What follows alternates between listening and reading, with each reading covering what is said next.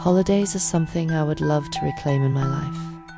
I do not celebrate them currently, because where I am makes them a source of misery. Holidays were not always this distressful. As a child, they were just disappointing.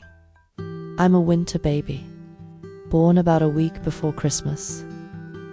There were always holiday events, snow days, kids unable to attend the party because of family obligations or other things more important, limiting my potential joy for the day.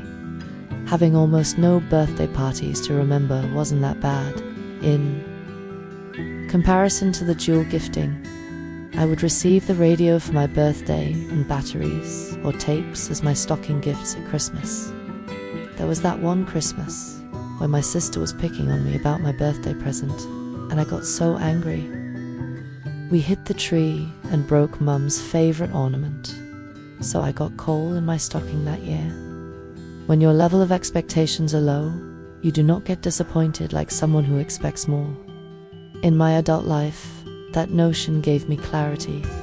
At my final family holiday 20 years ago, on Thanksgiving, there were no plans that year for a family gathering.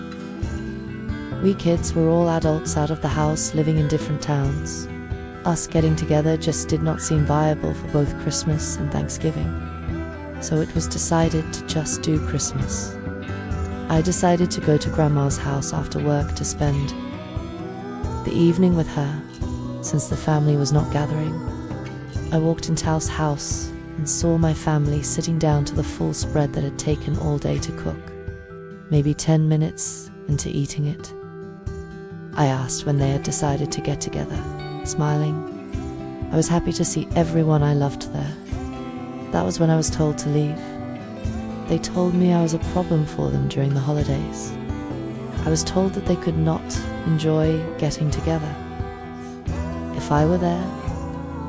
Lastly, Mom added that they didn't have enough food for me to eat with them anyway. I wanted to argue with them about it. I wanted to prove that I was always minimizing myself to let them be happy, but I knew it was pointless. I realized my expectations were not too low. My family's actions were low.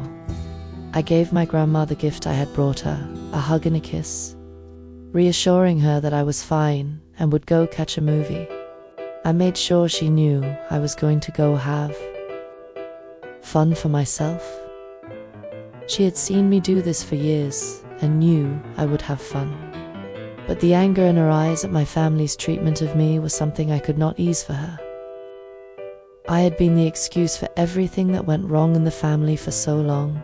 I finally realized they were not worth my time. I had been expecting them to become decent people. I had set my expectations too high. My family were broken, insecure, and traumatized people. I had been hoping they cared about me instead of seeing the truth of who I was to them. I didn't cut them off entirely at this point, but I gave up on them being any part of my life outside of family politeness. At this point of my life, I had the most wonderful experiences with holidays.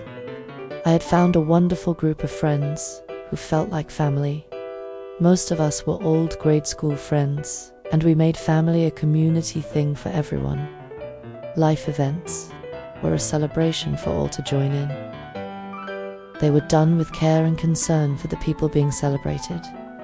It was mutual joy for all, without needing to make someone the bad guy. It was the first time I had ever experienced that so completely.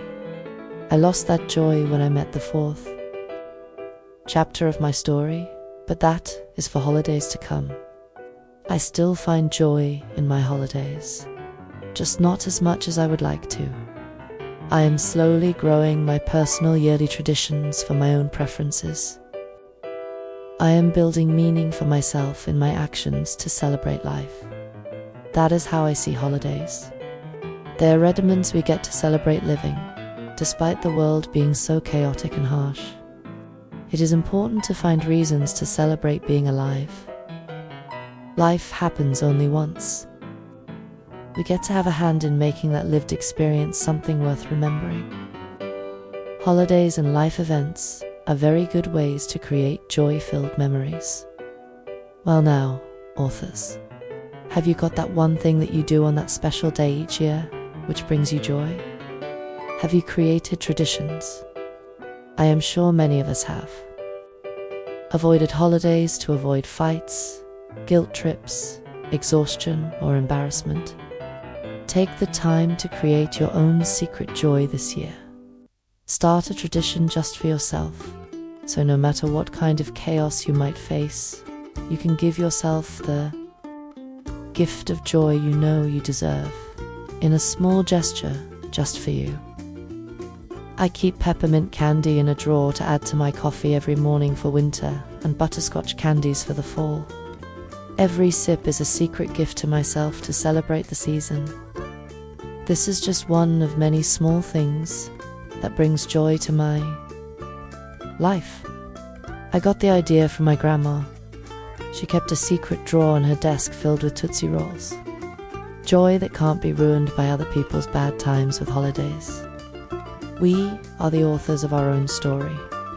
We can create ways to find joy without anyone else being a part of it, until we find people to share it with who will appreciate that joy. The celebrations were never the thing making our special events hard on us. It has always been our expectations not being met by the people we care to meet them. This is the year to set an expectation for yourself, to ensure Thaisha have happy moments to celebrate. The gift you get this year is holding joy in your hands, authors, instead of waiting for someone else to give it to you. Cheers to reclaiming your joy in life.